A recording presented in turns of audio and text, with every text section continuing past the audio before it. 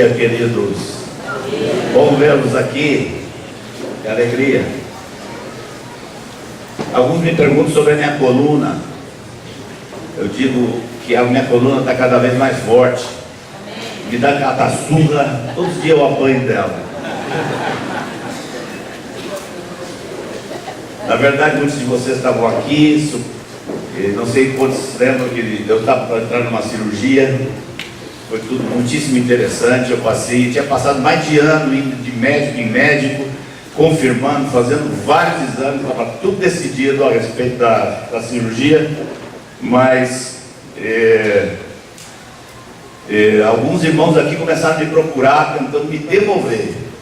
3 irmãos aqui, e eu não queria dar ouvido a esses irmãos, porque os irmãos, eu já tinha passado um ano pesquisando, ouvindo, e já tinha chegado à conclusão que a saída era fazer a cirurgia. Alguns irmãos aqui me procuraram para tentar mudar minha opinião e tal, eu não dei ouvidos e fui embora. Disse, não, isso já está resolvido, não importa. Na véspera de receber um telefonema do hospital, na quarta-feira era a cirurgia, na terça-feira eu ia receber um telefonema do hospital para marcar a hora da cirurgia. E um irmão, o Marcelo, lá de Aracaju, preocupado, me ligou na terça de manhã, na véspera da cirurgia. Marcos, estou preocupado, você vai fazer essa cirurgia, eu sou especialista em a parte de musculação das costas, não sei o quê. Né? Aí eu disse, mais um. Aí eu tinha que ficar quieto, ouvindo por respeito, né? O irmão falou, eu também. Enquanto esse irmão falava, eu não sei o que era, que eu não ouvia. Deus me falou ao coração assim, você ainda não fez tudo possível. Você ainda não procurou todos os recursos. Aí eu parei, continuei conversando com ele.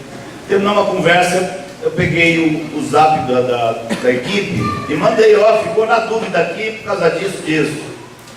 Aí eu comecei a receber zap de todo tipo, dizendo, se não tem certeza não faz.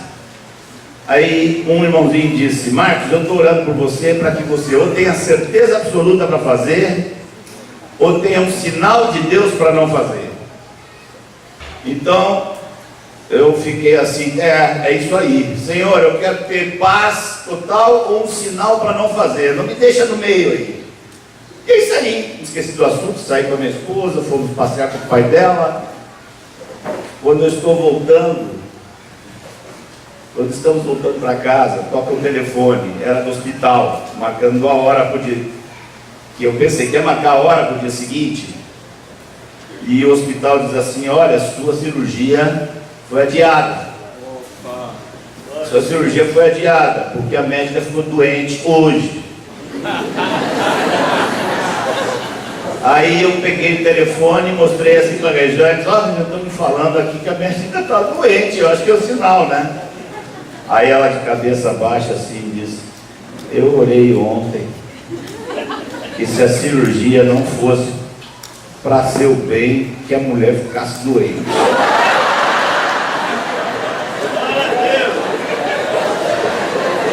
Aí eu disse, todo mundo na igreja querendo dom de cura. Você é a única com dom de fazer ficar doente. Bom, a verdade é que depois fui procurar outros médicos, se confirmou que ia ser uma baita barbeiragem aquela cirurgia, ia ser péssimo, e o Senhor me livrou mais uma vez.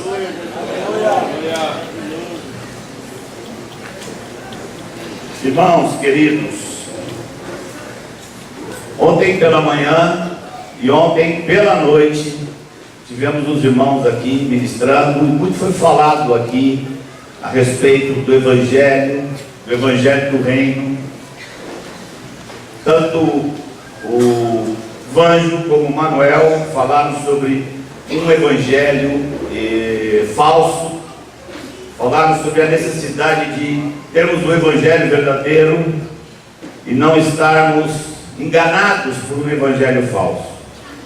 Eu queria propor para os irmãos 2 leituras das Escrituras que vão nos ajudar a entender algo mais para nós irmos nessa direção, para que nós saibamos que vivemos e pregamos o Evangelho do Reino e não um outro Evangelho. Você pode pôr os textos, querido, começando com 2 Coríntios 4:6.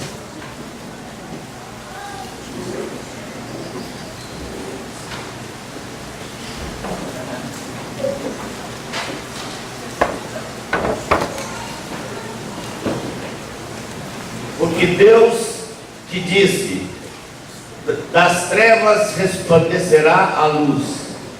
Ele mesmo resplandeceu em nossos corações para a iluminação do conhecimento da glória de Deus na face de Cristo. O seguinte, por favor, Marcos 8. Então, convocando a multidão e juntamente os seus discípulos, disse-lhes: se alguém quer vir após mim, a si mesmo se negue, tome a sua cruz e siga-me. Quem quiser, pois, salvar a sua vida, perdê-la-á. E quem perder a vida por causa de mim e do Evangelho, salvá-la-á. Senhor, como necessitamos, Senhor, tua graça, o teu favor, a tua misericórdia sobre as nossas vidas, para que, principalmente nesses dias tão conturbados, possamos estar firmemente radicados na tua palavra, sem nos desviarmos nem para a esquerda, nem para a direita. Ó Senhor, que o Evangelho do teu Filho,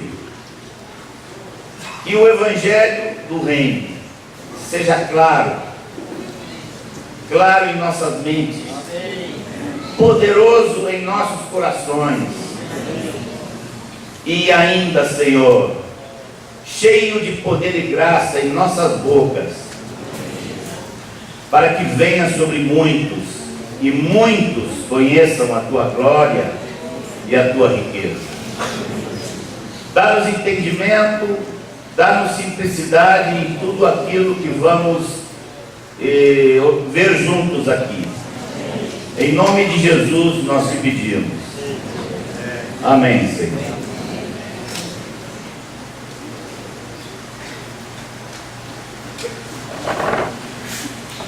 E falando sobre evangelho falso, Paulo fala sobre o outro evangelho. E se Paulo vivesse hoje, ia dizer os muitos outros evangelhos. E penso que pode nos ajudar a entender como escapar de um evangelho enganoso, entendendo o evangelho verdadeiro. Nós não vamos escapar de um evangelho enganoso olhando todo tipo de evangelho que existe, todo tipo de distorção que existe. Não é necessário. É necessário apenas conhecer o que é verdadeiro. Daniel Divan costuma contar de um homem que foi empregado e ele ia ser treinado para ser um especialista, não sei se num órgão federal, para analisar todas as moedas que eram cunhadas. E esse homem ia ser especialista para identificar dinheiro falso. E ele foi começar o treinamento dele e deram para ele uma nota verdadeira e disseram: experimente bem, manuseie essa nota. E o homem ficou ali o dia inteiro manuseando aquela nota. No segundo dia, entregaram para ele novamente uma nota verdadeira e disseram: você manuseie isso. E ele passou o dia ali manuseando e se familiarizando com aquela nota. Terceiro dia a mesma coisa, quarto dia a mesma coisa, quinto dia, chegou um momento que ele disse: Quando é que vocês vão me ensinar a ver as notas falsas? Vocês não me trazem uma nota falsa para eu ver? E eles disseram, não é necessário. Você só tem que segurar, você só tem que manusear a verdadeira. Se você manuseia a verdadeira, qualquer outra nota que te trouxerem, se for falsa, você vai identificar na hora. Então, você não identifica a nota falsa, e conhecendo muitas notas falsas, mas conhecendo aquilo que é verdadeiro. Em termos, propondo as coisas nesses termos, com uma ilustração parecida, eu gosto de explorar mais a ideia de uma moeda, mais do que uma nota de papel. A ideia de uma moeda pode nos ajudar bastante a progredir nesse entendimento. Por quê? Porque a moeda tem duas faces, dois lados. Não basta que um dos lados seja autêntico, os dois lados têm que ser autênticos. E quando você capta esses dois lados dessa mesma moeda e identifica a autenticidade deles, você cresce no conhecimento do Evangelho, a tal ponto que qualquer coisa que venha a barrar isso, que venha para de um tom diferente, você identifica na hora. Primeira vez que eu preguei usando essa figura foi lá na Argentina, e foi muito bom para mim, porque lá na Argentina eles não dizem que a moeda tem cara e coroa. Lá eles dizem que a moeda tem cara e cruz, o que se encaixa muito mais como ilustração daquilo que nós queremos compartilhar. A moeda autêntica, verdadeira, então ela tem de um lado a cara, do outro lado a coroa. O Evangelho do Reino é exatamente assim. Ele é constituído desses dois elementos. Nós começamos aqui lendo 2 Coríntios 4 sobre que Deus resplandeceu em nossos corações para o conhecimento da face de Cristo. Essa moeda do Evangelho do Reino, ela tem que estar estampada com toda a clareza a face de Cristo Jesus. Quem é Cristo? De onde ele veio? Por que veio? O que ele fez? Como andou? Como edificou? Como se relacionou com as pessoas? Como foi e por que a sua morte? Onde ele foi depois de morrer? O que ele fez lá? Depois de fazer o que ele fez nas regiões inferiores da terra, ele ressuscitou. E depois de ressuscitar, esteve com os discípulos por 40 dias e depois foi exaltado. E não parou de trabalhar. E intercede por nós todos os dias. E assim que chegou aos céus, enviou o Espírito Santo com poder e glória sobre a igreja. E está conosco até o dia que fisicamente voltará. Quanta maravilha, quanta riqueza na pessoa de Jesus Cristo. Nele habita corporalmente toda a plenitude da divindade. Esse é um lado da moeda. Você, quando quiser levar o Evangelho a uma pessoa, você faça como Paulo, que disse que quando chegou em Corinto, eu não quis saber, nada quis saber entre vocês, senão a Jesus Cristo e este crucificado. O Espírito Santo está a cargo de tomar esse evangelho da pessoa de Jesus e levá-la a entender, e levá-la a se dobrar diante desse evangelho, como aconteceu no Pentecostes, que nós lemos lá em Atos 2. Diríamos assim então, a cara do evangelho, a face do evangelho, diz respeito a toda a grande maravilha de obra que Deus fez por nós e em nós, por meio de seu Filho e por meio do Espírito Santo. Nunca esqueçamos, irmãos, que nós temos a Trindade inteira habitando dentro de nós. O que Jesus falou que vinha morar dentro de nós, e Jesus falou que o Pai também vinha, e viremos para Ele, faremos nele morar. O ofício mais importante do Espírito Santo é este. O Espírito Santo tem funções e ofícios inúmeros, mas o principal é revelar a Cristo Jesus.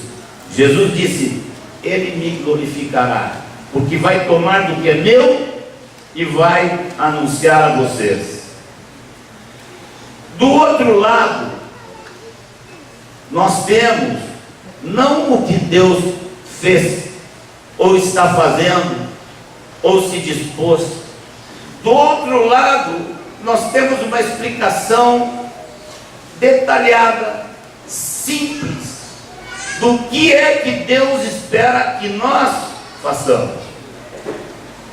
E isso é o que está escrito aí em Marcos 8, 34 a 36. Queria contar para os irmãos,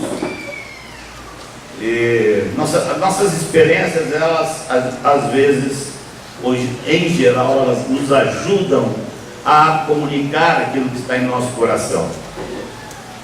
Quando começou a surgir todo um movimento novo, uma coisa diferente, uma coisa espantosa na cidade de Porto Alegre, e meu pai e muitos outros pastores foram atingidos por isso, ali eu comecei a me interessar um pouco pela igreja. Eu estava no mundo, eu estava com 20 anos, e nunca tinha frequentado a igreja quando era adolescente, até os 14 anos.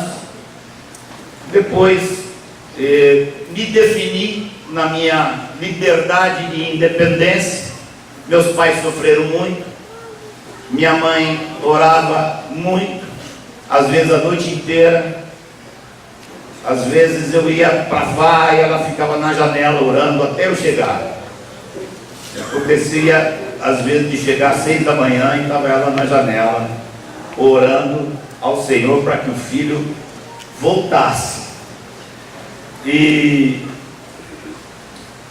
Mas quando chega ali por volta do ano de 75, meu pai é invadido por aquela onda de renovação da igreja em Porto Alegre, e muitos pastores começaram a andar juntos ali.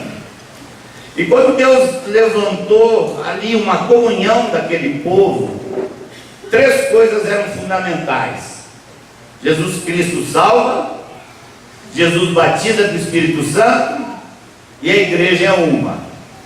Não era o evangelho quadrangular, mas era o evangelho triangular. Jesus salva, Jesus batiza com o Espírito Santo, e Jesus tem só uma igreja. Isso foi o que entrou. E eu volta e meia ia naquelas reuniões. Me lembro de uma vez atender um daqueles apelos. Na época era muito comum, ainda no nosso contexto, um pregador fazer uma pregação para que a pessoa se convertesse, depois fazer um apelo, a pessoa vinha à frente, todo mundo orava. Eu não sei se os mais jovens alguma vez viram algo disso funcionando.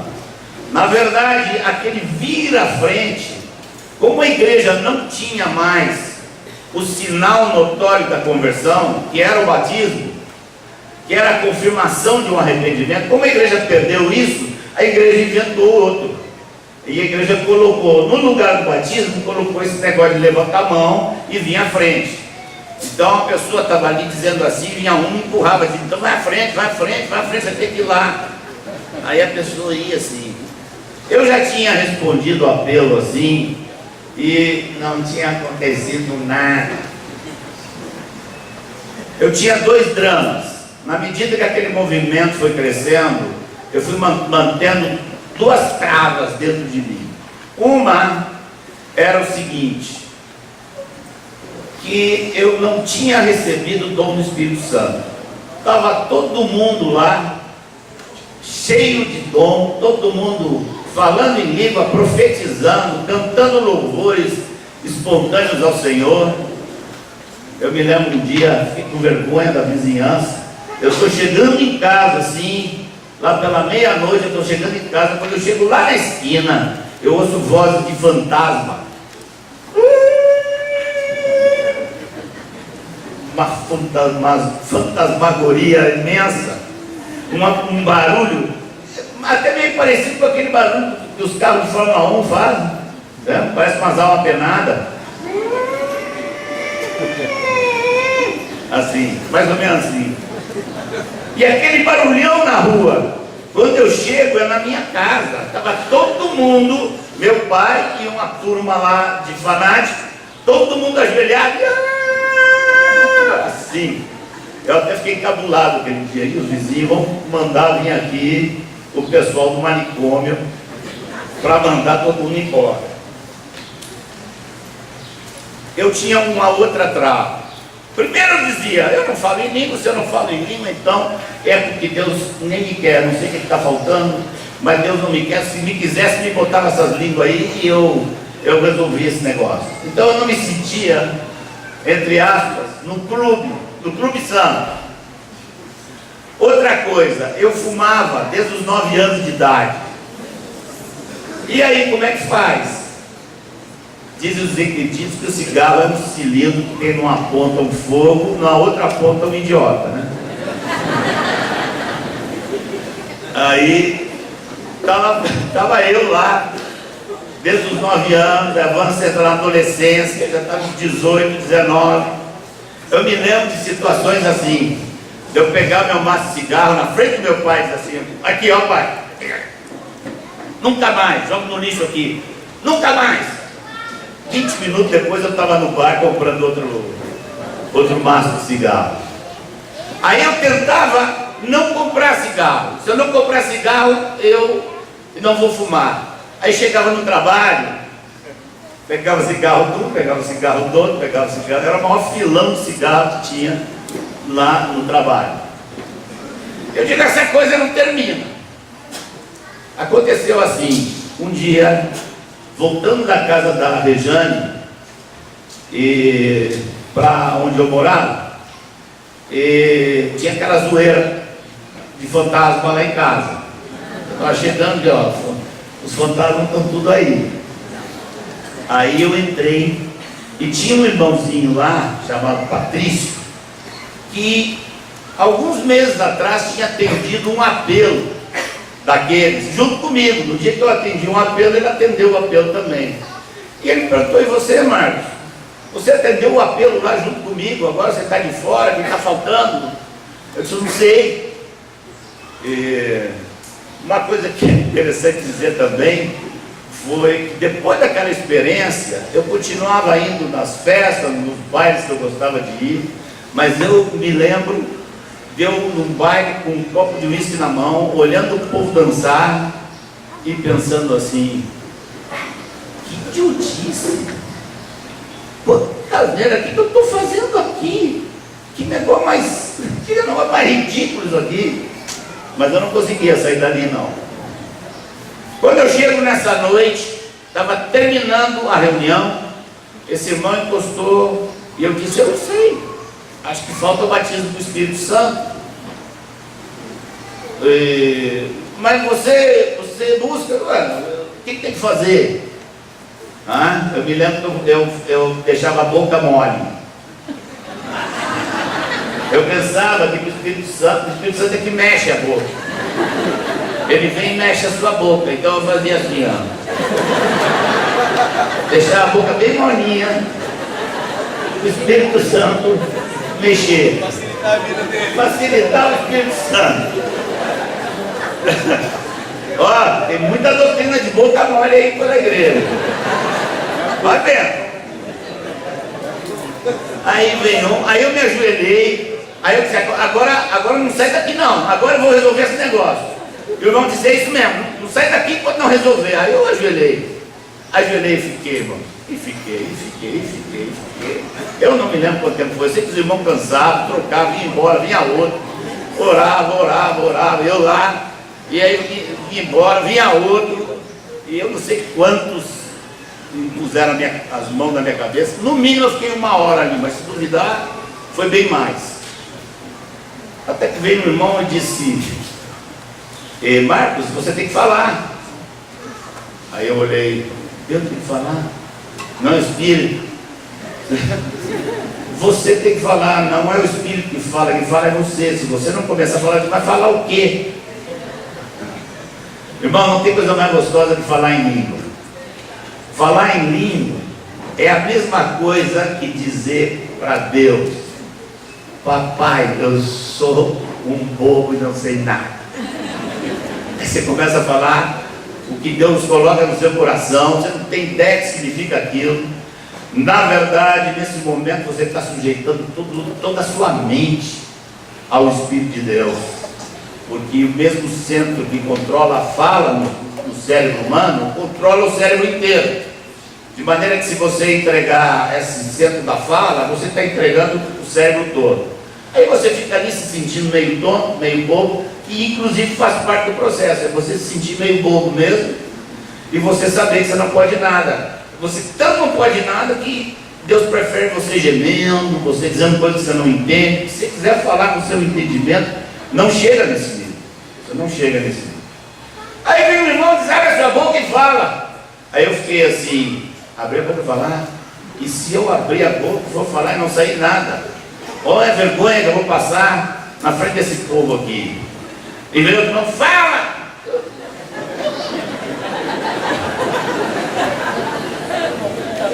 Mas que eu não ia levantar dali, eu não ia.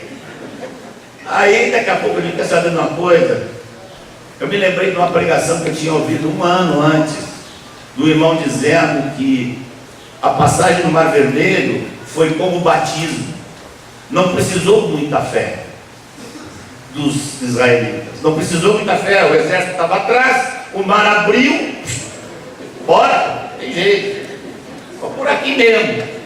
Mas a passagem do Jordão, que seria um tipo do batismo do Espírito Santo, a passagem do Jordão foi diferente. A passagem do Jordão era a entrada na terra frutífera, na terra poderosa que Deus ia dar para eles, na terra de plenitude que Deus ia dar para eles. E aí o Jordão era diferente. Deus mandou os sacerdotes botar a arca no ombro e disse assim, entrem no rio. E o povo todo atrás. E quando a planta do pé do sacerdote tocar na água, o rio abre. Você viu que é uma coisa diferente?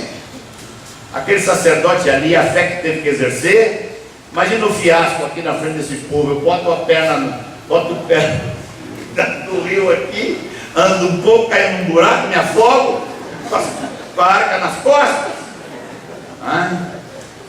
E de repente eu percebi que eu estava fazendo algo desse tipo. Lembrei dessa pregação, porque algumas pregações eu tinha ouvido. É como se fosse o sacerdote ali dizendo, Senhor, abre o rio que a gente entra. E o Senhor dizendo, entra que eu abro o rio.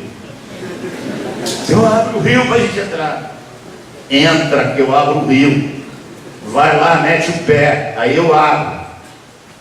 O rio estava pronto para abrir, mas eles tinham que crer no que o Senhor estava falando. E era mais ou menos isso. Eu digo, quer saber de uma coisa? Eu vou abrir minha boca aqui, e se for fiasco vai ser fiasco, se for dom de Deus vai ser dom de Deus. Eu abri minha boca e fiquei bêbado. Fiquei bêbado, tiveram que me levar E me carregaram para a cama, meus pais me tiraram minha roupa, botaram pijama, porque eu não ia parar de falar aquilo não. Aquele, quando desatou, eu digo, aqui eu vou passar a noite, eu não paro agora. O interessante, irmãos, é que no dia seguinte, eu cheguei no trabalho e tinha um maço de cigarro em cima da escrivaninha de um colega. E me deu muita vontade de fumar. Alguns Deus até diz que até tira, né? Tira a vontade de fumar, tira a vontade de beber. Comigo não foi assim. Me deu uma gana de fumar, mas ao mesmo tempo eu vi algo saltando de dentro de mim, e eu virei para o cigarro e digo, você nunca mais me pega. Você não é mais meu dono, você não manda mais em mim. E aí eu larguei cigarro e falava em língua, estava discípulo lá, de alto grau. Aí só dava eu nas reuniões agora estava eu lá, falando em língua, dando testemunho. Passaram-se os anos, não muitos, por dizer meses, e eu comecei a ser instruído nas escrituras, mas a pessoa com quem eu estava conectado ali, daquele começo, cria muito fortemente naquilo que vocês, uma coisa que vocês vão ver crescer nesses dias aí, uma vez salvo, sempre salvo. Você está garantido. Você foi plantado em Cristo. Com aquela ilustração do Manuel ontem, a árvore que estava murchando lá, foi plantada e agora tem vida. E se você está recebendo essa vida, acabou, terminou, você está garantido. Agora você vai viver a alegria da sua salvação, e Deus é o seu papai, e está tudo resolvido. Aconteceu comigo, irmãos, aquilo que pode não acontecer com todos, mas a gente vê que acontece com muitos. Você vai confiando naquela mensagem, você vai confiando na sua garantia, afinal de contas, você ora em línguas, então você está qualificado, está comprovado, já está carimbado e não tem volta. E você então começa a relaxar. E todo mundo que te abraça diz que você está bem, e porque você está em Cristo, e você está bem, e você começa a relaxar. Começa a relaxar. Isso está acontecendo, e temos que lutar contra isso, porque a tendência é acontecer isso com muitos na igreja. Naquele espaço ali, começaram a aparecer, retornar pecados. Tinha um pecado na minha vida que quase que anulava a minha fé inteira. Era o pecado da pescocite. Sabe como é a pescocite? Assim, você está na calçada, na rua, andando, tem a mulher muito bonita do lado de lá. Aí ela passa assim, aí você fica com o pescoço, tem uma tendência a obedecer. Aí vai. Quando você viu, você está virando para cá, virando para lá. Isso é uma pescocite do inferno, um negócio desse. E aquele negócio foi conturbando a minha mente, porque eu percebia que era algo que eu não estava conseguindo controlar. Aquilo me dava muita vergonha, aquilo me fazia me sentir completamente incapaz e impotente. Duas coisas chegaram a Salvador, a Porto Alegre, nessa época. Alguns dos pastores tinham ido à Argentina, um deles voltou pregando sobre andar na luz. e ensinando que todo pecado que está oculto, ele está nas trevas, e Jesus não é o príncipe das trevas. Satanás é o príncipe das trevas. Então aquilo que não estava na luz, aquilo que está escondido na sua vida, ali é uma área em trevas. E para susto de todo mundo, esse discipulador, na reunião com seus discípulos, começou a contar ele mesmo os seus pecados.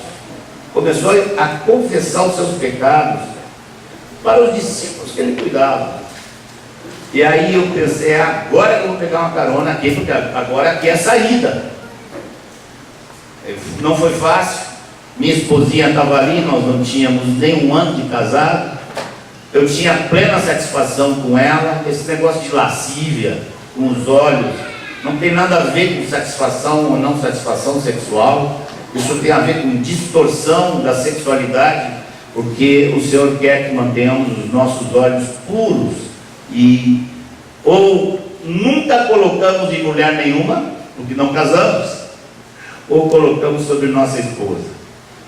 E aquilo ali eu tive que contar assim diante do grupo todo, na frente da minha esposinha.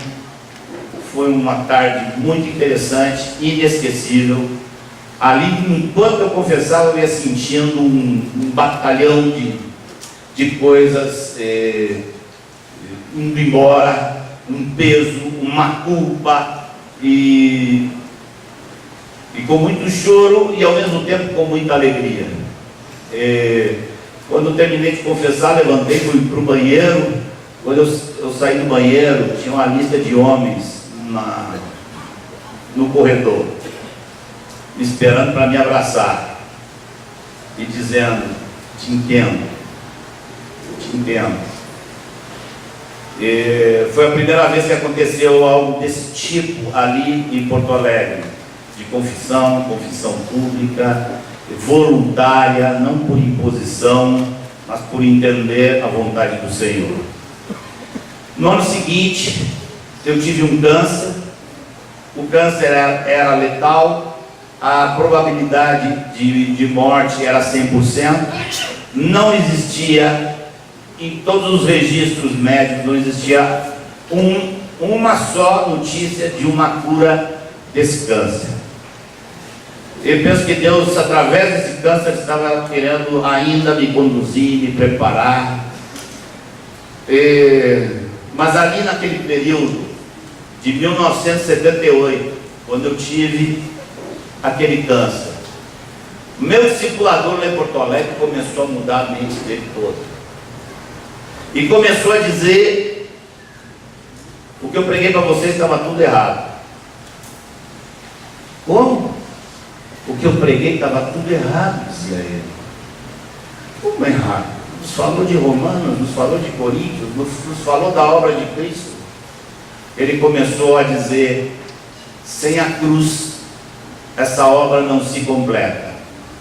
Não é suficiente que creiamos nesse Jesus. É necessário que tomemos a cruz e renunciemos a tudo. E nós perguntávamos: e como é que se faz isso? E ele dizia: não sei, estou estudando a Bíblia, estou buscando entender o que é isso e como é que se faz isso. Me lembro do dia que ele falou: olha, vocês vão ver, ó, o dia que eu tomar a cruz, vai mudar tudo. Porque ele falava de cruz e graça, e ele dizia: é na cruz que você encontra a graça, é na morte que você vai encontrar a vida. Não há vida sem morte. E nós ali querendo: o que é isso? O que é isso? O que ele está falando? Até o dia que eu cheguei para ele e ele disse assim: eu tomei minha decisão e tomei a cruz. Aí eu: tomou a cruz? Como é que é isso? Aí eu encontrei ele dentro do escritório lá e perguntei: escuta, querido, você tomou a cruz essa semana? Foi? Se é, foi. já estava ali com a pergunta assim, a pergunta mais chave. E você era salvo antes de tomar a cruz? E ele olhou para mim e disse: não, não era. E eu, com aquele câncer letal, olhei para baixo, tinha um inferno, e eu pendurado por um evangelho que não era um evangelho pleno, porque só tinha cara. Imagine a seguinte situação: um especialista olha um lado da moeda, que é a cara, olha no microscópio, ele identifica de todas as formas que aquela cara cunhada na moeda é verdadeira. Ele é especialista e ele diz: essa cara que está cunhada aqui, ela é, como é que se diz quando não é falso? Verdadeiro, é original, legítimo, essa palavra. Essa cara aqui é legítima. Eu pergunto para vocês, se ele examinou, ele viu que a cara é legítima, nós temos garantia que temos uma moeda legítima? Não? Mas a cara é legítima. E se do outro lado tiver também uma cara legítima? Irmãos, o evangelho, quando não tem os dois ingredientes, não importa quanto ele tenha de um ingrediente correto, se falta o outro lado, ele vai ser falso. Se nós ouvimos e cremos em tudo aquilo que Jesus foi, tudo que Jesus fez, tudo que Jesus faz, e como Ele nos enviou o Espírito Santo, se nós cremos em tudo isso, mas não tivermos clareza que nossa vida tem que estar rendida ao Senhor para que essas coisas se mantenham válidas na nossa vida, o que eu vou ter? Eu vou ter meio evangelho. O oposto também pode acontecer. Você pega uma moeda e vê a coroa, que aqui na nossa ilustração é tudo aquilo que significa tomar a cruz, negar-se a si mesmo, perder a vida, renunciar a tudo, amar a Cristo acima de todas as coisas, fazer isso diariamente.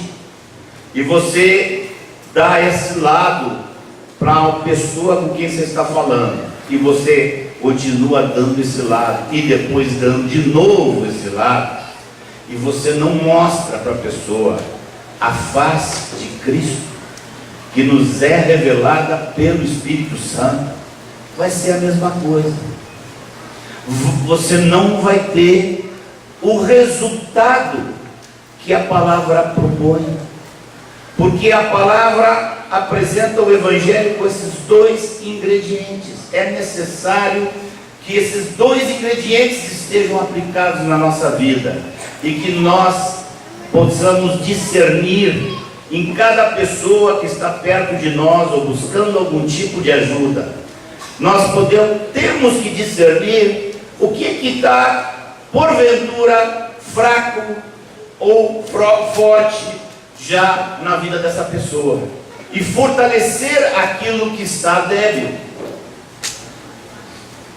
Por exemplo,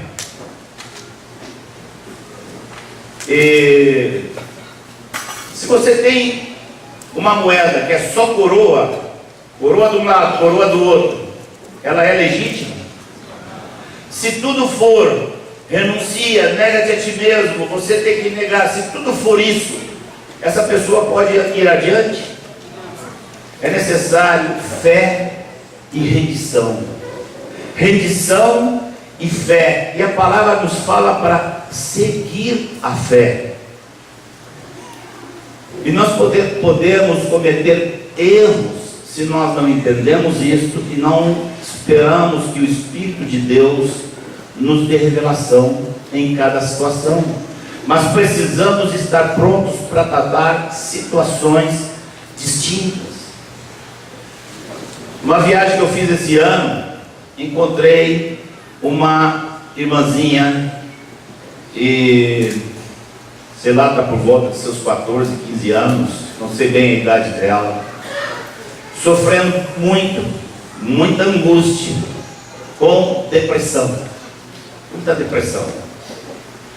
Enquanto ela falava, eu ia orando. Eu lembrei aqui quando o Manuel falou, o Manuel contou de uma experiência dele, onde ele teria 1 hora de textos e coisas para falar. Eu me senti numa situação assim. Na medida que a irmãzinha ia falando, eu digo, nossa, falta isso, falta isso, falta isso, falta aquilo, falta não sei o quê. De repente eu comecei a orar e comecei a dizer, Senhor, é o que mesmo que eu tenho que dizer para ela? É o que eu tenho que falar? E o Senhor me disse com muita clareza, fala para ela que eu não estou cobrando nada dela.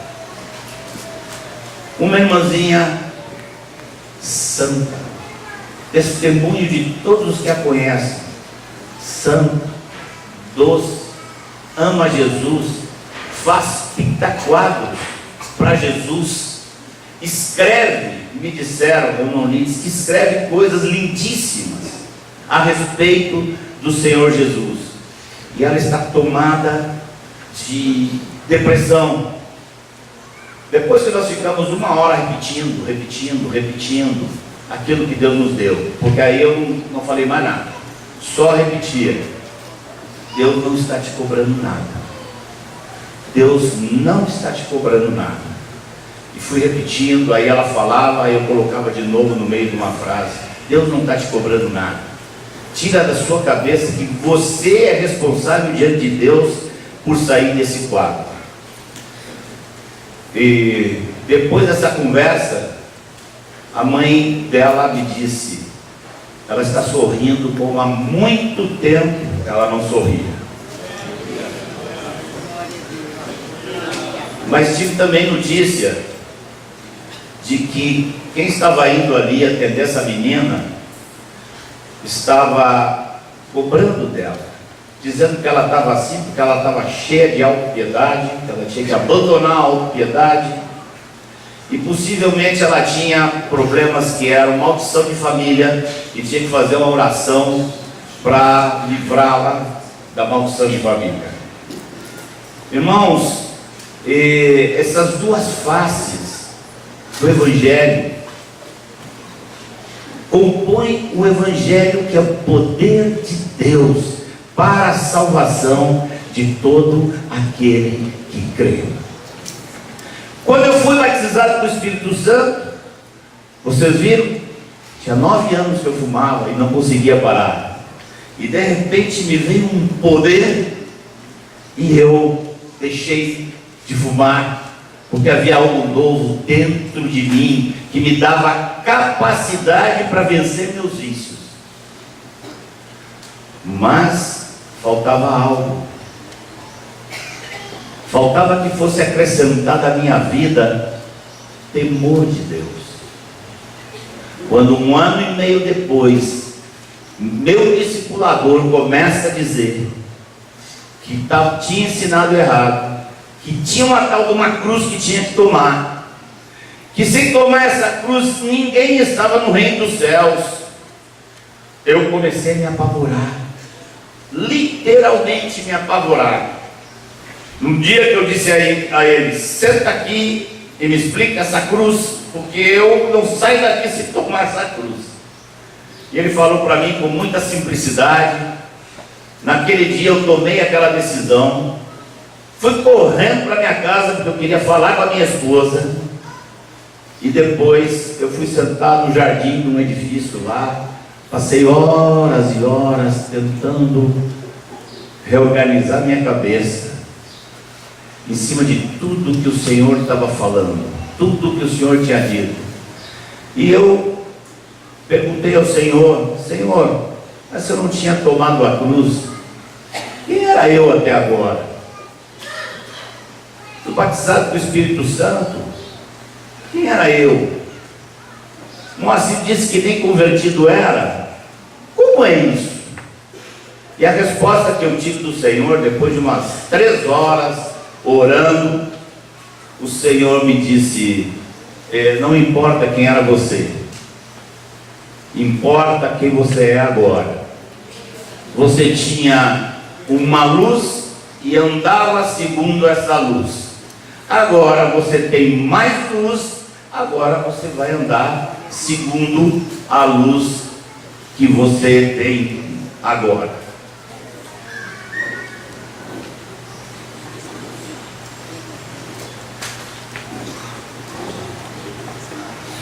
Poder de Deus e temor de Deus andam juntos, produzindo o mesmo fruto. Poder de Deus e temor de Deus. Vocês sabem quem foi que falou as palavras mais temíveis que tem na Bíblia? Quem foi a pessoa que falou as palavras mais terríveis da Bíblia? Mais fortes, meio assustadoras? Quem foi esse? Jesus. Jesus é a única pessoa que nós vemos na Bíblia que fala do inferno. Uau! Não, Marcos, mas eu vejo inferno no Velho Testamento, vejo inferno aqui, vejo inferno ali. Toda vez que você vê a palavra inferno dita por alguém que não foi Jesus, você risca, pode riscar porque está mal traduzido. A palavra é Hades, que é a região dos mortos, a região nos lugares inferiores da terra, onde ele desceu. Há muitos textos, em Efésios 4, Pedro fala dessa descida do Senhor às regiões inferiores da terra. Isso é o Hades, não tem nada a ver com o Geena. O Geena era um lugar que tinha ao sul de Jerusalém, onde todo o lixo da cidade era jogado. Praticamente um precipício, os inimigos não poderiam nunca entrar por ali. Então a cidade foi feita encostada nesse vale e tinha um muro na frente. Ela era protegida atrás pelo vale do Inom e na frente pelos muros. E em determinada época, os israelitas inclusive sacrificavam seus filhos a Moloque ali naquele lugar. A Bíblia se refere várias vezes àquele lugar.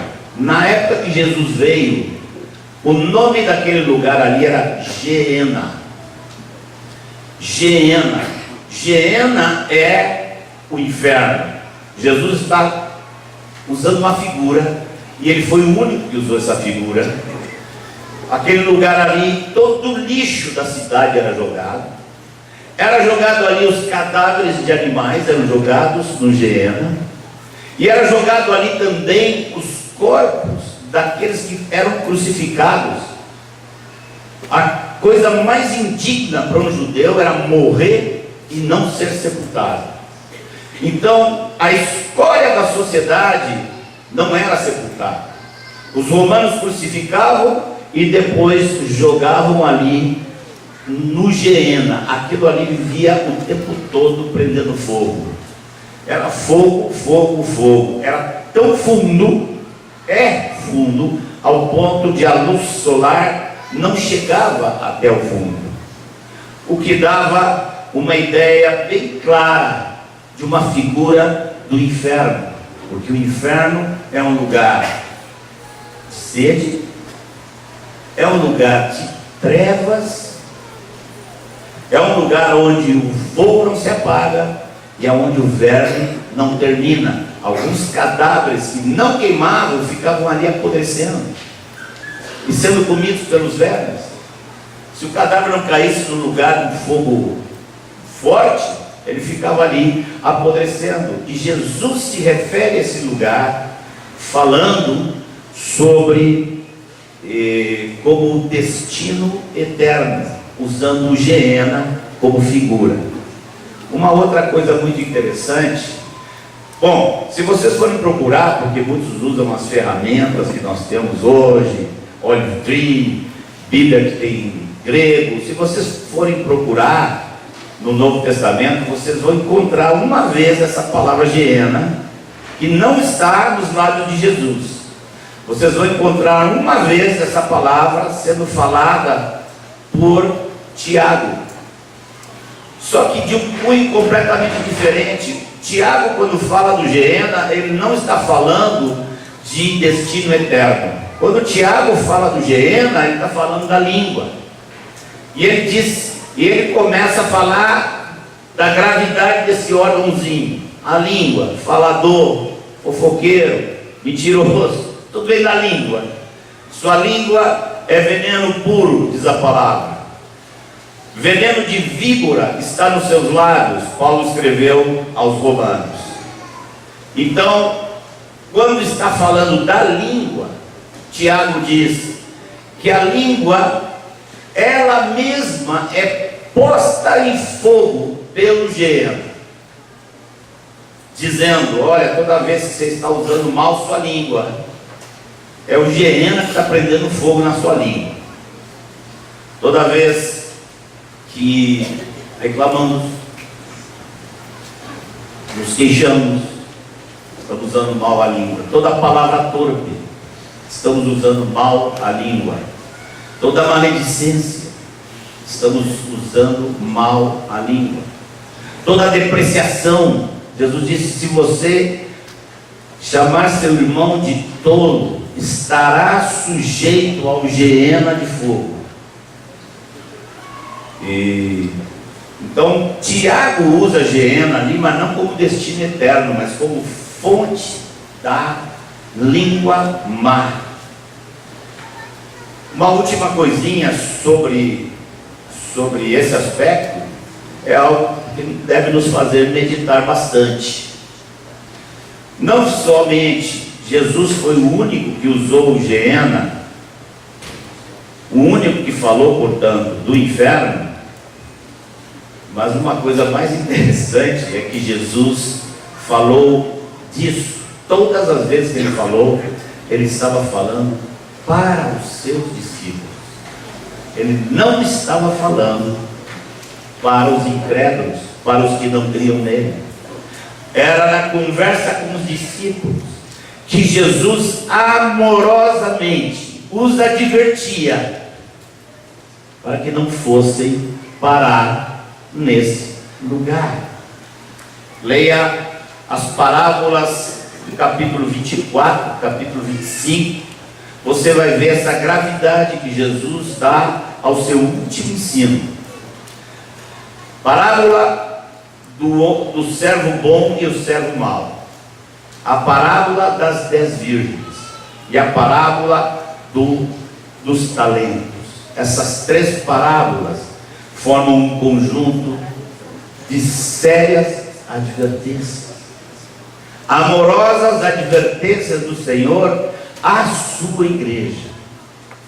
De maneira, queridos, que se tivermos temor, mas não tivermos fé, nós vamos ficar com pavor e vamos tentar fazer algo na nossa força, ou vamos tentar arrastar os discípulos na marra, na nossa força, o que é pior ainda. Imagina, se ele na sua força não pode fazer, imagina se ele vai fazer arrastado por nós. A verdade é que esse discípulo precisa saber que o Espírito Santo vive dentro dele e levou Cristo Jesus para dentro dele. E como isso se faz possível? Quando ele renuncia, toma sua cruz, nega-se a si mesmo, nega seu orgulho, nega seus interesses próprios, nega a si mesmo, todos os dias. Aí temos a composição das duas coisas. Eu procurei contar para vocês o meu testemunho. porque eu ainda que tinha na minha vida esse poder do Espírito Santo que tinha entrado e atuado, por falta de clareza no Evangelho, por seguranças enganosas, eu comecei a relaxar com a minha vida. Comecei a relaxar e deixei vazão para pegar com os olhos o que aos olhos de Deus com certeza era muito pior do que o cigarro que eu fumava. Outro dia falei para o irmão: estou com vontade de fazer uns vídeos aí para colocar na internet. Estou pensando em fazer um vídeo onde eu boto um cigarro na boca, acendo o cigarro na frente da câmera, para deixar logo todo mundo apavorado. Que é isso, Marcos fumando? Para depois poder dizer então: não, irmão, fique tranquilos, eu não estou fumando, só estou querendo mostrar para vocês como há engano nas nossas mentes. Porque se vemos alguém fumando, considerando que é um pecador inveterado, mas se alguém está praticando maledicência, falando pelas costas, coisas que estão muito claras nas Escrituras, não nos escandalizamos tanto. Irmão, se você está falando mal do irmão para outro irmão, gratuitamente, para desonrar esse outro irmão, isso é muito pior que fumar. Não estou dizendo para você fumar, não. Alguns vão dizer: o Marcos disse que pode fumar. Por fim, irmãos, antes de entrar nesse outro tema aqui, gostaria de orar com vocês um pouco. Senhor amado, Deus bendito, derrama sobre nós o gozo de pertencer a Ti, Senhor. Como nos falaste forte, Senhor, ontem, através do Bruno e de seus companheiros que aqui vieram. Senhor, como falaste ao nosso coração.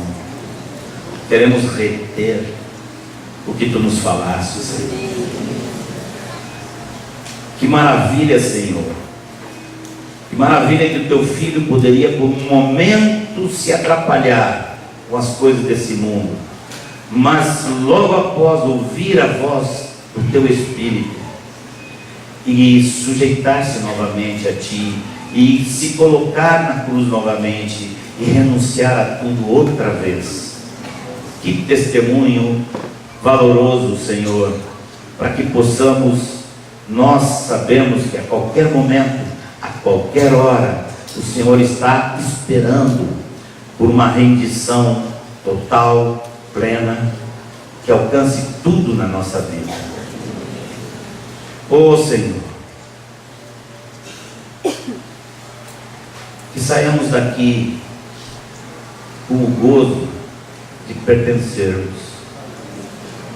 Não nos interessa mais obter, possuir. Senhor, como é gostoso pertencer.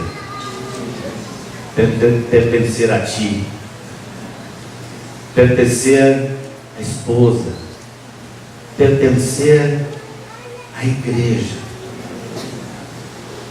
Que alegria, Senhor. Essa alegria nos alimenta a irmos adiante. Todo aquele aqui, Senhor, que sente carga por irmãos e cuida de irmãos, tenha seu ânimo, a sua fé renovados nesses dias aqui,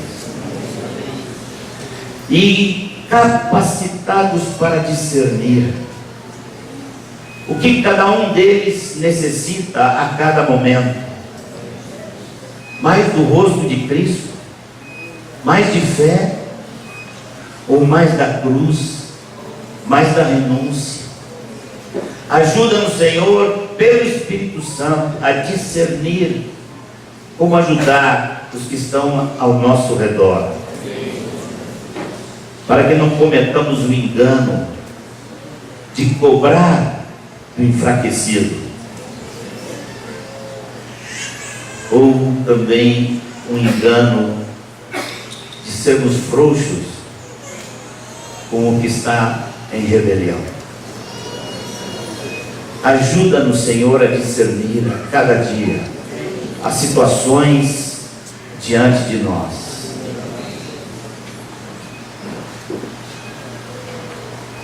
E necessitamos mais, Senhor. Só cremos que não estamos preparados ainda para o tempo em que Tu venhas e separes as 5 virgens nestas das 5 prudentes. Te agradecemos porque Tu tens nos dado mais tempo, porque Tu queres alcançar a todos nós. Tu não queres que nenhum se perca. Te agradecemos por essa paciência, mas te suplicamos, ensina a tomar, alguns de nós a retomar, outros de nós a fortalecer aquele sentir daquele bom servo que aplicou os talentos que recebeu para que o Senhor tivesse o seu lucro, a ter em nossos corações o sentir das 5 virgens prudentes, que não tinham nem queriam mais nada na sua vida que não fosse o casamento com seu amado noivo.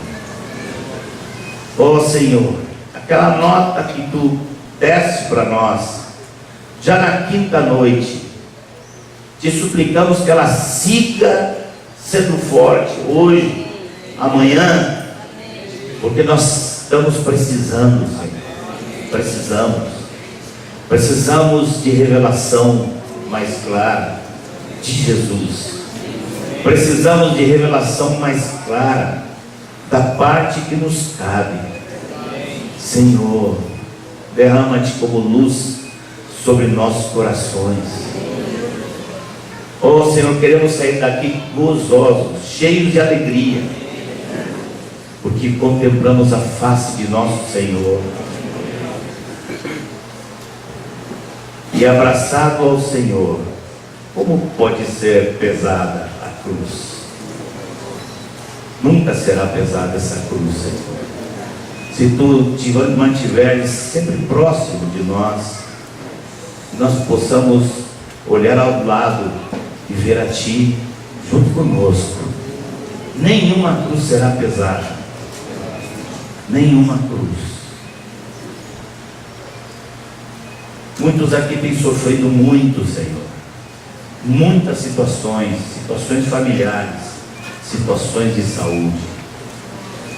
Livra-nos, cura-nos, salva-nos, abençoa-nos, alivia-nos, ó Senhor. Mas se for o Teu querer que alguns de nós sigam passando algumas dificuldades, Senhor, há algo que Tu precisas nos dar. Não nos faz carentes da Tua presença. Não retira o candeeiro do nosso meio. Tu és aquele que passeia entre as igrejas. Queremos tocar em Ti passeando hoje aqui. Queremos poder tocar nas Tuas vestes, olhar nos Teus olhos, ajoelhar outra vez, chorar outra vez. Oh Senhor, que grande dia será quando os nossos olhos Te conhecerem como hoje somos conhecidos. Tu sabes que anelamos isso mais do que qualquer outra coisa. Te ver, Te abraçar, Te adorar, beijar Teus pés, e a alegria e o gozo de saber que nem será mais necessário lutar contra o pecado, porque tu nos darás corpo novo, corpo onde não há pecado, um corpo de glória, através do qual poderemos estar para sempre contigo. Coloca sobre tua igreja essa sede, Senhor, de não perder a sua herança, de prosseguir para o alvo, para o prêmio da soberana vocação de Deus em Cristo Jesus. Enche-nos, Senhor, de fé e de temor. Derrama-te sobre nós, nós te pedimos no nome de Jesus. Irmãos, estamos guardando desde ontem uma tomada de posição, um passo muito importante que estamos dando como igreja.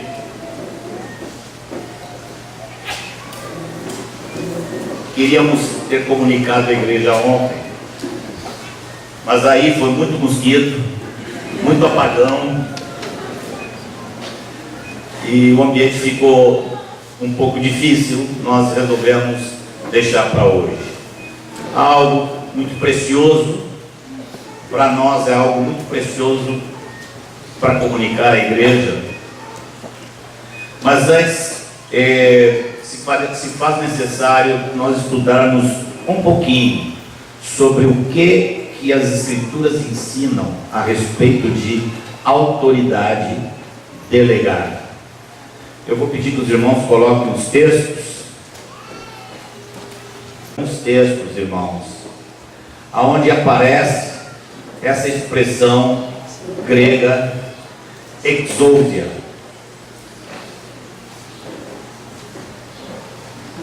Exousia tem muitos significados.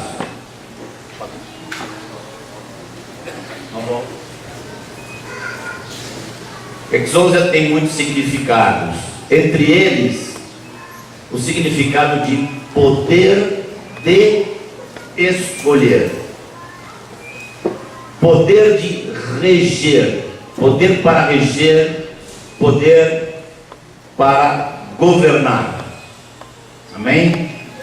Nós vamos vendo então uma pequena coleção de textos onde essa palavra exousia aparece. Podemos ir adiante. Mateus capítulo 7, versículo 29, se referindo ao Sermão do Monte. Essa palavra é aplicada à pessoa de Jesus e diz: porque ele as ensinava como quem tem autoridade, e não como os escribas.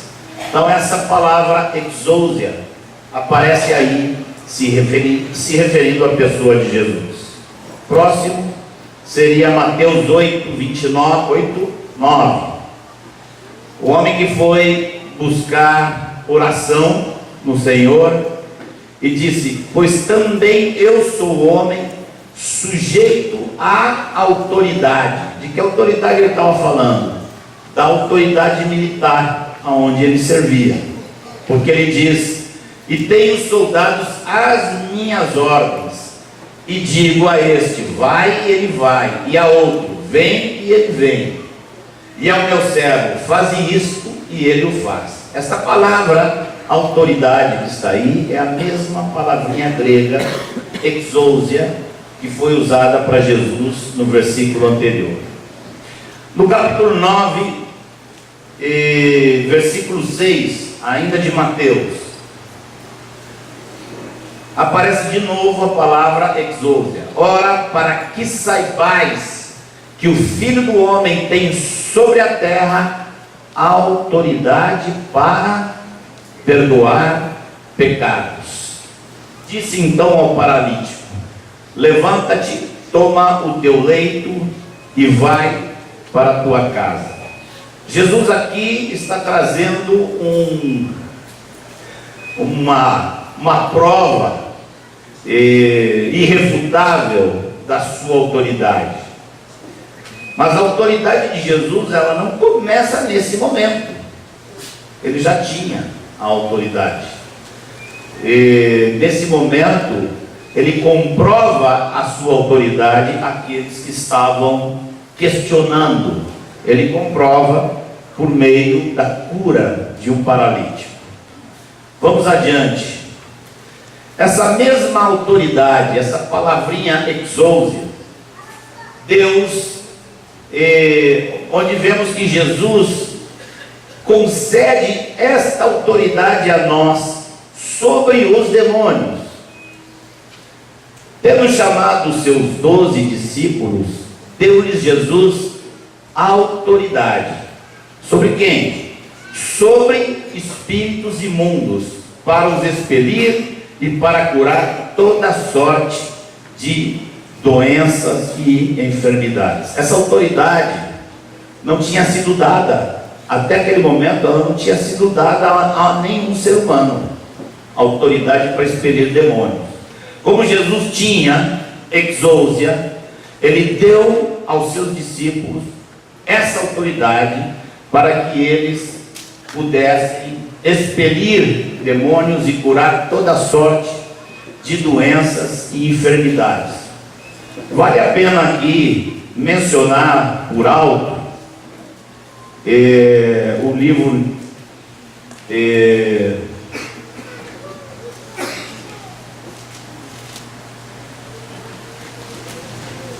o livro de Judas, no versículo 9, não está aí na lista. Judas, versículo 9, diz que o arcanjo Miguel, quando contendia com o diabo e disputava a respeito do corpo de Moisés, não se atreveu a proferir juízo infamatório contra ele.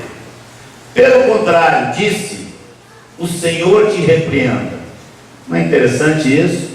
Deus não deu nem aos anjos essa autoridade. A autoridade para expelir demônios foi dada à igreja, foi dada aos homens, mas não foi dada nem sequer a um arcanjo, que ao invés de dizer eu te repreendo, ele disse o Senhor te repreenda. E o Senhor realmente faz coisas que colocam a igreja acima dos principados e potestades, juntamente com ele, assentados no trono, juntamente com ele. Em Lucas capítulo 4, versículo 6, nós vamos ver que o diabo recebeu essa autoridade dada por Deus. Que autoridade? Autoridade sobre os reinos desse mundo. Disse-lhe o diabo, isso é na tentação de Jesus, quando o diabo mostra para Jesus os reinos desse mundo, e ele diz: dar-te-ei toda esta autoridade e a glória destes reinos, porque ela me foi entregue, e a dou a quem eu quiser. E Jesus não negou que o diabo tinha essa autoridade. A confirmação total disso, de que o diabo tinha e tem essa autoridade sobre o mundo, ela aparece claramente lá em Apocalipse, quando o mundo deixa de estar sob a autoridade de Satanás e passa o mundo como mundo para as mãos de Jesus. Em Apocalipse, não está aí na lista, Apocalipse 11, versículo 15, diz: o sétimo anjo tocou a trombeta e houve no céu grandes vozes dizendo: o reino do mundo se tornou de nosso Senhor e do seu Cristo, e ele reinará pelos séculos dos séculos. A possessão de Jesus hoje é a igreja. E os demônios? Os demônios estão sob Jesus porque estão sob a igreja tem autoridade sobre eles. Mas ainda o mundo jaz no maligno. E a autoridade de Satanás vai ser retirada no momento próprio do fim, como nós vemos aqui em Apocalipse. E João, capítulo 19, versículo 10 e 11. Lá está Jesus já preso, prisioneiro, e ele diz: então Pilatos o advertiu: não me respondes?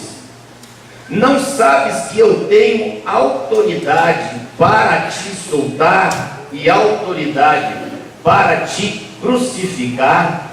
A palavrinha que aparece aí, traduzida como autoridade, é a mesma, exousia. Significa que Pilatos era autoridade e tinha autoridade sobre Jesus. E Jesus não nega. Quando Jesus abre a boca, Jesus reconhece que ele tinha essa autoridade. E disse, somente acrescenta, da onde é que essa autoridade veio. Respondeu Jesus: nenhuma autoridade terias sobre mim se de cima não te fosse dada. Por isso, quem me entregou a ti, maior pecado tem. Ou seja, Jesus reconhece em Pilatos uma autoridade. Obviamente, Jesus, se não reconhecera, ele convocaria milhões de anjos e acabava com Pilatos, acabava com o exército romano, acabava com Roma, acabava com tudo. Ontem nós ouvimos aqui que porque temos o Senhor, nós nos sujeitamos. As mulheres se sujeitam aos maridos, os filhos se sujeitam aos seus pais, e nós nos sujeitamos ao governo civil. Onde você vai, existe uma autoridade onde Deus quer que nós nos sujeitemos. Como temos o Espírito de Cristo que se sujeitava, nós nos sujeitamos. Não há conflito entre a autoridade e aquele que se sujeita, quando o que tem que se sujeitar, se sujeita. E vamos a Romanos 13.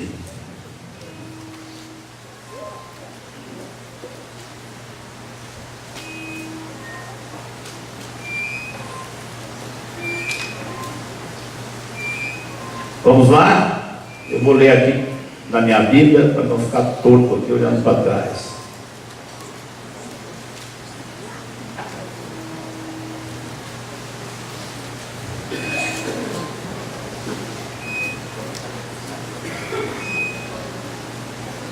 Todo homem esteja sujeito às autoridades superiores, porque não há autoridade que não proceda de Deus. E as autoridades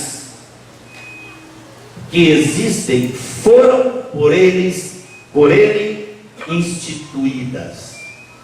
Aqui está dizendo, irmãos, que não existe autoridade que não tenha sido posta por Deus.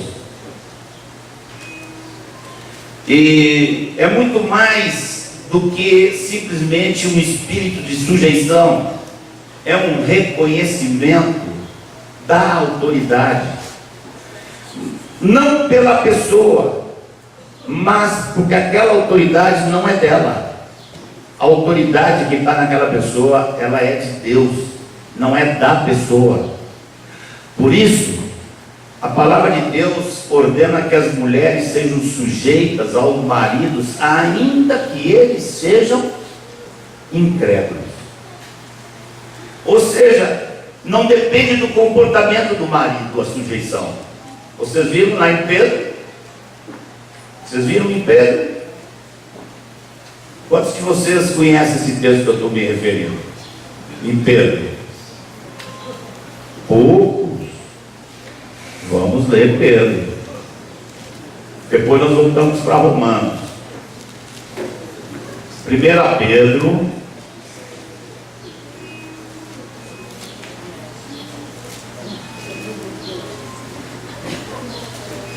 capítulo 3.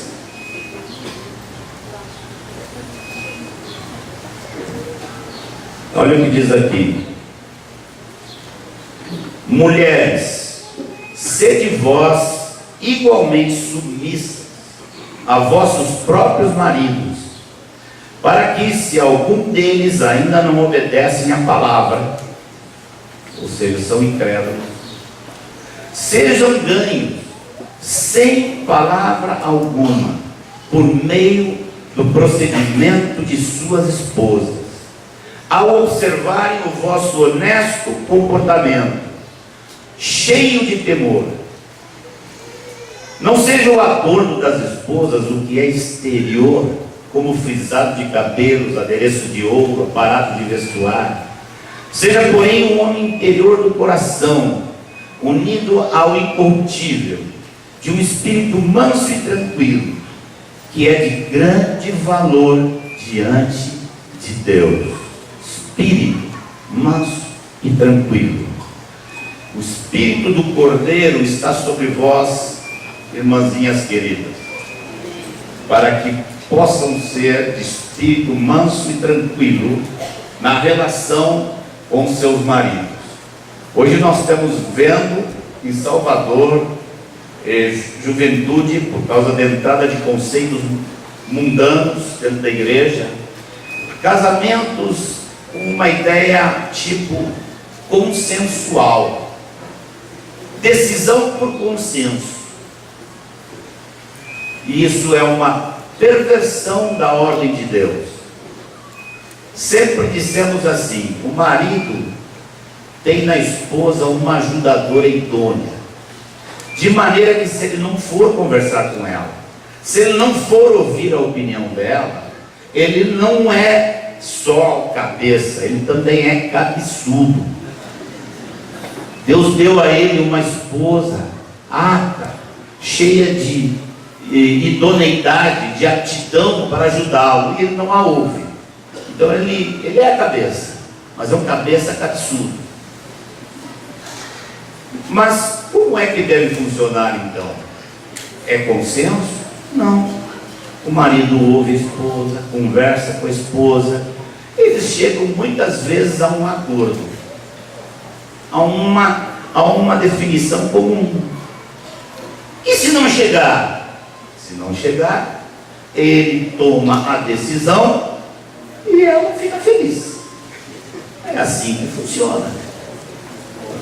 Ou ele é o cabeça? Eu pergunto, está escrito: o marido é o cabeça da mulher, assim como Cristo é o cabeça da igreja. Assim como a igreja pode discutir com Cristo? A igreja pode chamar Cristo e dizer: ah, não estou gostando aí não, esse negócio aí eu quero nada. Não pode.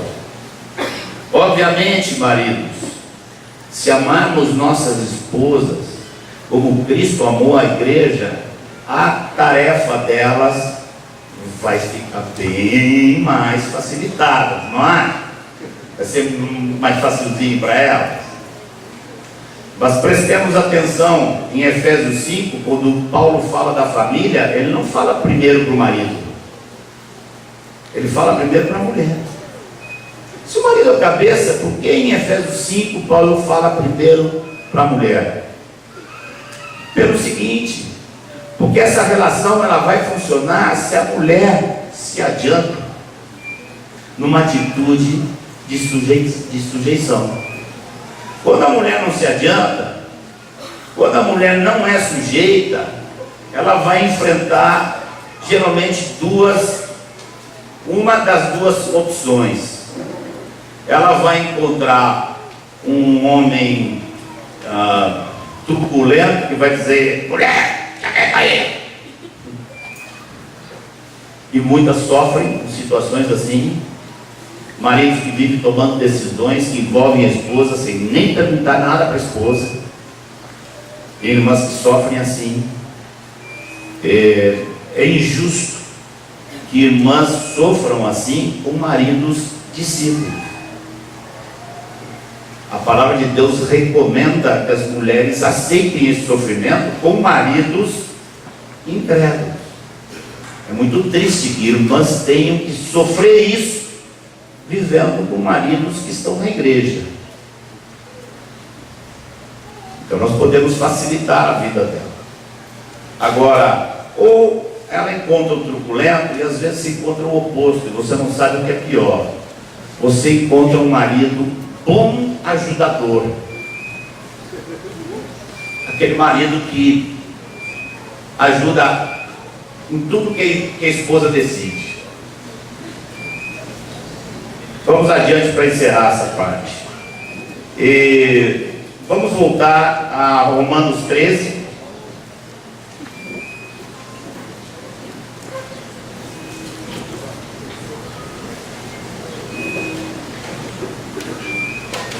Nós lemos até onde, Romanos 13?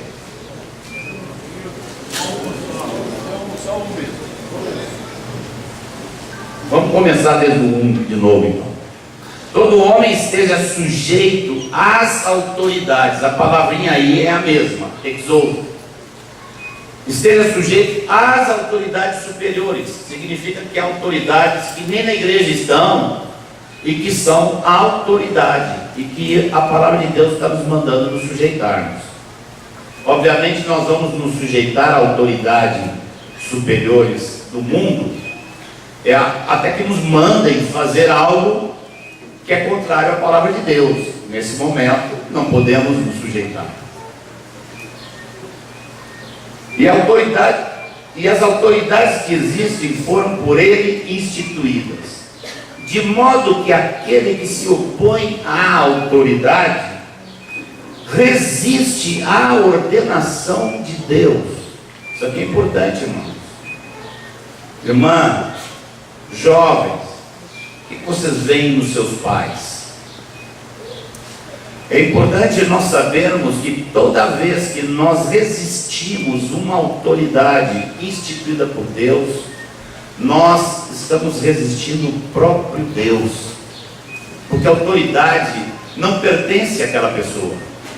Deus deu a ela autoridade, mas a fonte daquela autoridade é o trono de Deus, de maneira que resistir àquela autoridade é o mesmo que resistir a Deus. É isso que está escrito aqui: resiste à ordenação de Deus, e os que resistem trarão sobre si mesmos condenação. Olha como grave isso aqui. De modo que aquele que se põe à autoridade resiste à ordenação de Deus, e os que resistem trarão sobre si mesmos condenação. Porque os magistrados não são para temor quando se faz o bem, e sim quando se faz o mal. Queres tu não temer a autoridade? Faze o bem e terás louvor dela, visto que a autoridade é ministro de Deus para teu bem. Entretanto, se fizeres o mal, teme, porque não é sem motivo que ela traz a espada, pois é ministro de Deus, vingador, para castigar o que pratica o mal. É necessário que lhes estejais sujeitos, não somente por causa do temor da punição, mas também por dever de consciência. Por esse motivo também pagais tributos, porque são ministros de Deus, atendendo constantemente a este serviço. Interessante, mesmo na queda, mesmo um homem tendo um formato de vida fora do padrão de Deus, Deus quer vir, Deus quer abençoar esse próprio povo, trazendo alguma ordem na sociedade, instituindo ali autoridades que são ministros dele, ministros de Deus. De quem ele está falando? Versículo 7 faz com que não reste dúvida. Pagai a todos o que lhes é devido, a quem tributo, tributo, a quem imposto, imposto, a quem respeito, respeito, a quem honra, honra. Está incluindo aqui todo tipo de autoridade. Vamos a 2 Coríntios, capítulo 10, versículo 8. Vamos ver a conversa de Paulo com os coríntios. Porque se eu me gloriar um pouco mais a respeito da nossa autoridade. Está falando de novo a mesma palavrinha, exousia, a qual o Senhor nos conferiu para a edificação e não para a destruição.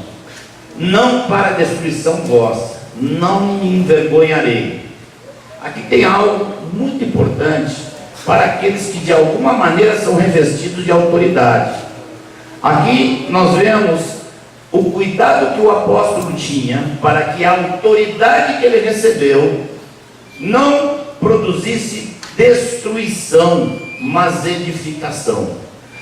Toda vez que alguém que está revestido de autoridade quiser impor-se pessoalmente e quiser preeminência sobre outro, quiser de alguma maneira colocar no outro ideias que são suas e não das Escrituras, ele não vai estar edificando, ele vai estar destruindo.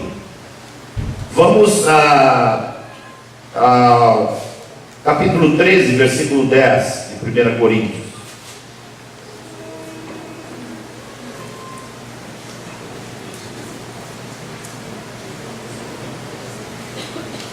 Portanto, escreva estas coisas estando ausente, para que, estando presente, não venha a usar de rigor, segundo a exousia que o Senhor me conferiu, para edificação e não para destruir. Então nós vemos que aquela palavrinha que se aplicava à pessoa de Jesus, à autoridade de Jesus, nós vemos que ela é delegada, inclusive no mundo, ela é delegada e não há autoridade que não proceda de Deus. Bom, tendo colocado essas bases, talvez em algum momento a gente precisa ter um estudo publicado na internet de alguma forma para que se possa aprofundar esse assunto, principalmente sobre como funciona a autoridade dentro da igreja. O que temos para o momento é algo muito simples. Irmãos, a nossa forma de trabalhar, ela foi muito natural. Nós nunca planejamos. Mário e eu nunca planejamos, nunca projetamos que a obra que se estendeu depois, a partir do testemunho que houve na cidade de Salvador, e que essa obra fosse estender pelo Brasil todo, estender pela América, estender na Europa, estender na América do Norte, e alguns irmãos indo à África e até a Índia. E nunca pensamos nisso, mas as coisas aconteceram ao natural. E nessa medida, por mais que nós tenhamos delegado, por mais que nós tenhamos escolhido homens para delegar, para estar com eles, né? Primeiro uma equipe, depois a equipe cresceu, hoje tem uns 50 irmãos nessa equipe que trabalha a nível translocal, ajudando igrejas em outros lugares. Essa equipe cresceu, depois nós formamos um núcleo, dentro do núcleo surgiu 4, a gente disse, vamos nos sujeitar a esses 4. Vocês têm, de alguma maneira, acompanhado esse processo. Agora, pense nisso, irmãos. Que coisa meio estranha e nos parece que não encaixa com tudo que vemos nas Escrituras, que essa obra toda, ela cheia dessas relações, as decisões muitas vezes são levadas aos líderes, eles têm que tomar decisões sobre situações que tem na igreja, na casa. Quando eles não sabem o que fazer, levam para os pastores ajudam, entram, orientam, mas às vezes tem coisas que os pastores não sabem bem como fazer, aí vão atrás de alguém que é da equipe para procurar conselho. A verdade é que tudo aquilo que não for resolvido, você sabe onde vai parar? Vai parar no e-mail ou no zap de Mário e de Marcos. Isso há muito tempo que nós entendemos que não está conforme as Escrituras. Existem vários problemas aí. Um deles é a carga imensa que fica. A carga é inumana. É inumana. A gente recebe assim muitos abraços, agradecimentos. O Mário disse aqui, tem 10 anos, eu fui lá, a menina estava na barriga. Aí os irmãos vêm e agradecem. Mas a gente também ouve assim um tom de, assim, não é uma queixa, mas assim, irmão, mas você não vai lá há quanto tempo? Não, e é muito mais os lugares que a gente não vai, a gente não vai nem 10%. E também ficou uma carga muito grande sobre nós ao ver que quase todo o presbitério de Salvador estava envolvido. O presbitério de Salvador estava envolvido em viagem para cá, e viagem para lá, e viagem para não sei aonde, viagem para não sei onde, e às vezes passa ano inteiro sem o presbitério de Salvador se reunir para avaliar como está a vida da igreja. Nós tivemos na década passada quase uma década inteira assim, nem reunião de presbitério tinha. Como vai fazer reunião de presbitério se eu estou voltando não sei de onde, estou um pouco de cansado, o outro está saindo de viagem, tem não sei quantos que estão viajando. Eu tenho dito que isso se tornou até mesmo injusto para com a igreja em Salvador. Porque a igreja de Salvador, que na verdade é usada por Deus para trazer o nosso sustento. E nós estamos, e nos anos nós tivemos muito mais pastoreando fora de Salvador do que dentro de Salvador. Nós não sabemos tudo o que Deus quer fazer para seguirmos adiante, para vencer alguns ranços que entraram. Nós não sabemos de tudo, temos conversado, passamos a semana passada inteira um grupo pequeno dessa equipe, éramos quantos lá? Uns 15, né? Passamos desde quinta-feira da semana passada e sentados com esses irmãos aí em Hortolândia e conversando e orando. E bom, não sabemos quantas coisas o Senhor vai querer que nós consertemos, ajustemos. Não se trata de jogar fora o que se tem, se trata de ajustar cada vez mais o que se tem, o que se vive, ajustar ao padrão das Escrituras. Quando as coisas vão fugindo do padrão das Escrituras, a gente tem que avaliar e tem que questionar e buscar as mudanças. Nesse momento, nós estamos dando um passo mais, um passinho, pode ser não ser muito grande, mas é um passo concreto e é um passo claro, definido. Porque nós sempre chamamos esses irmãos de equipe, a equipe, mas é o quê? Aí naquela equipe tem de tudo, tem apóstolos, tem profetas, tem evangelistas, e nós nem sabemos ainda como distinguir cada um. Nós não sabemos isso, estamos trabalhando em equipe. Mas até hoje, mesmo com as mudanças que se buscou, fica um negócio assim, parece uma pirâmide, e lá no topo da pirâmide tem esses dois gaúchos, metido a baiano, com nome de balinha ainda por cima. Não tem uma balinha, é MM.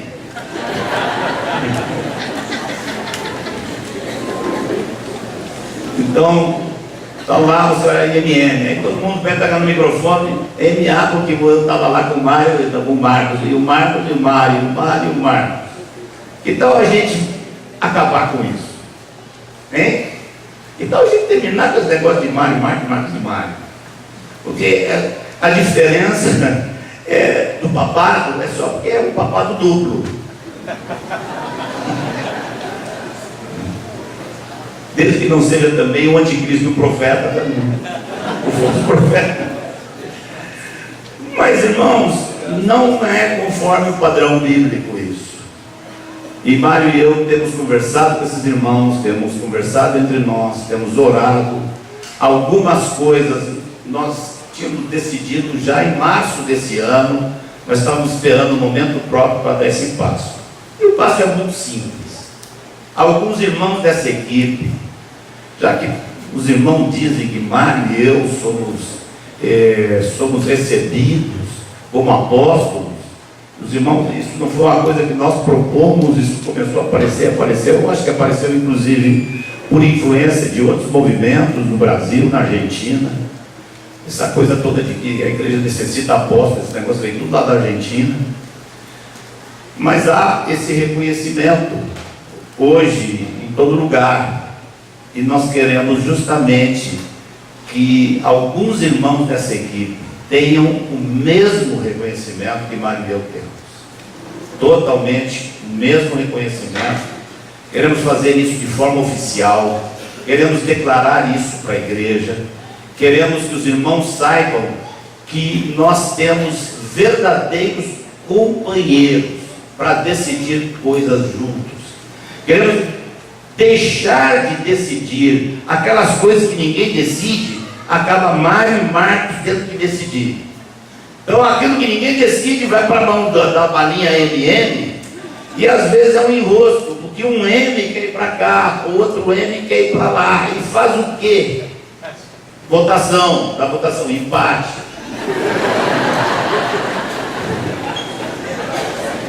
É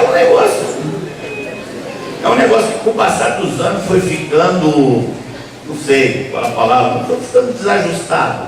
Essa coisa está desajustada. Então nós queremos hoje, nessa manhã, anunciar aqui para vocês o nome de nossos atuais companheiros que estão trabalhando junto em equipe. E queremos que a igreja se levante e ore por esses irmãos logo após anunciarmos quem são. Há um grupo deles que já está bem perto. Tem 4 deles que você já sabe, estão muito perto do Mário e eu. Tem engasguinho. Só de falar nesses caras eu engasgo.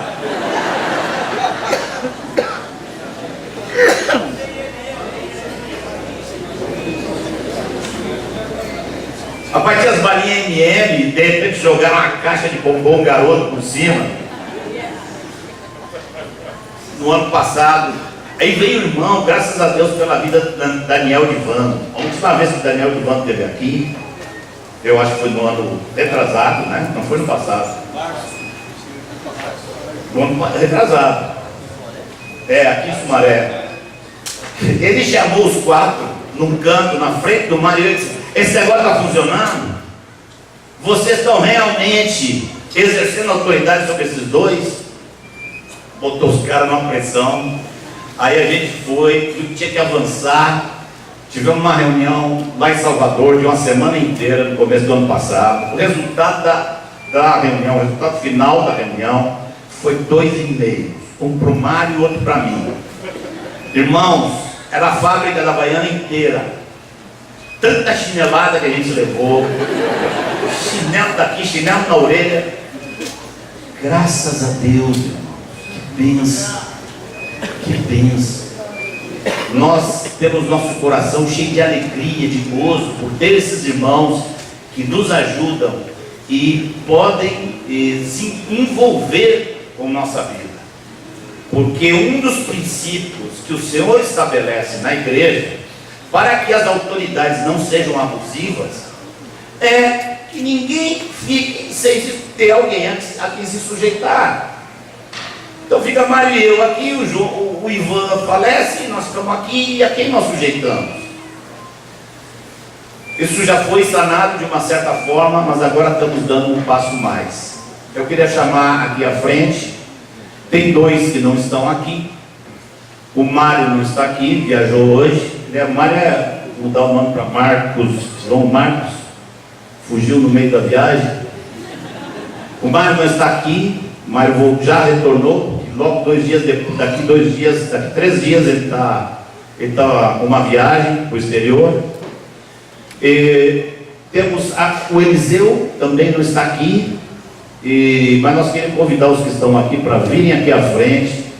São o Manuel, o Edmar, o Evangevaldo e o João Bium. Nós queremos que esses irmãos viessem à frente, que vocês... Eu queria 2 irmãos que viessem aqui representando Mário e representando Eliseu.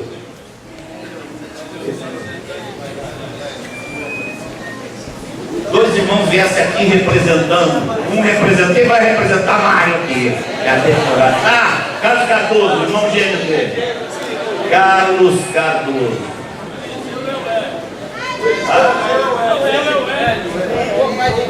Venha, Leão.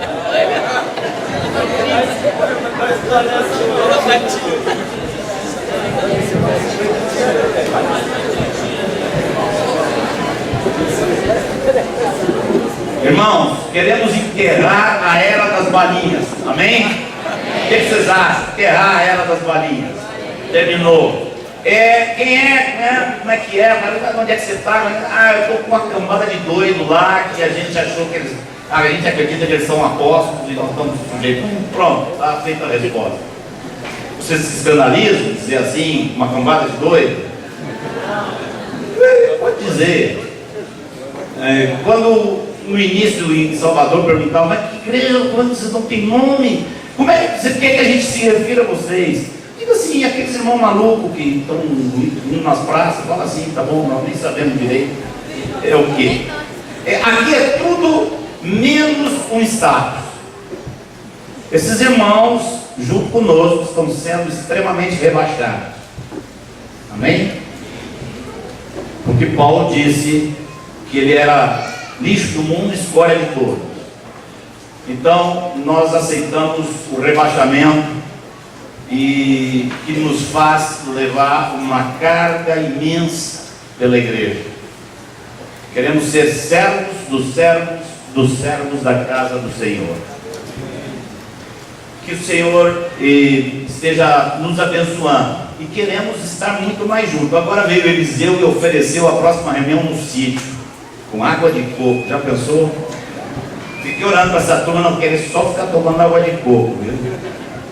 Queremos que alguns irmãos venham aqui, principalmente os irmãos que estão revestidos de mais autoridade na cidade, os pastores, Diego, Gilberto, todos os irmãos aí que estão atuando na liderança, quiserem vir aqui, colocar as mãos sobre nossas cabeças, orar por nós, porque nós não estamos tentando formar um principado, pelo contrário, estamos querendo fugir de um possível principado. É isso que está no nosso coração. Quem se levanta aqui com coragem para vir e pôr as mãos sobre nós? Toda a sabedoria que vem do céu, desta função que o Senhor determina para a vida deles. Em nome de Jesus, glorifica teu nome. Amém. Guarda, Senhor, a vida destes amados. Preserva neles a alegria de servir o teu nome.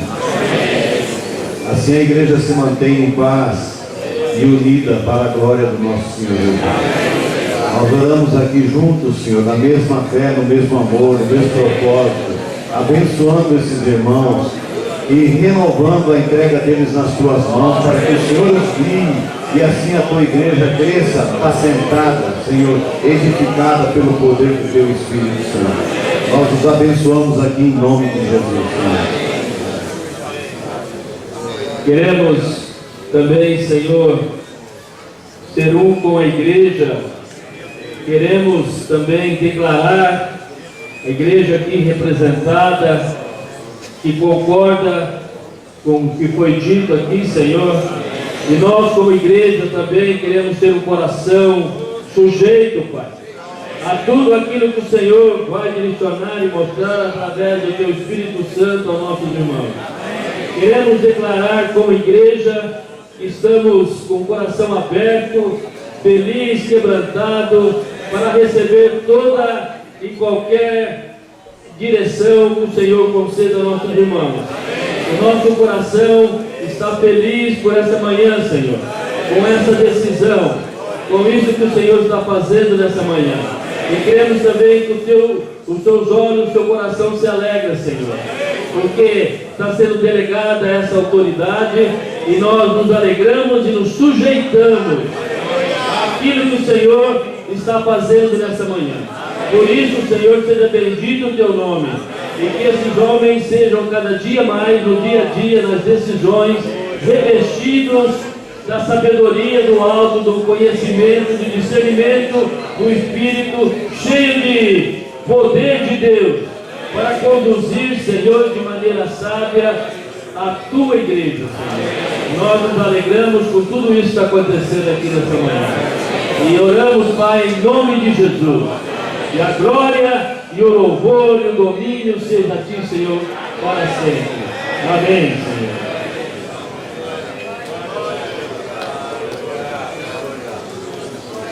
Ô Senhor, nós te agradecemos, Senhor, por tudo aquilo que tu tem providenciado, Senhor, para a vida do teu povo, Senhor. Te agradecemos, Senhor, pela vida desses homens, Pai querido. Pela tua graça, Senhor, na vida desses homens, Pai eterno. Te clamamos, amado Pai, pela saúde deles, Pai querido. Ô Senhor, em nome de Jesus, dá saúde, Senhor, a esses amados, Senhor.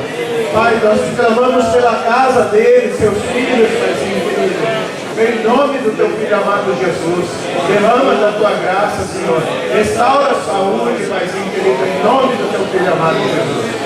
Amém.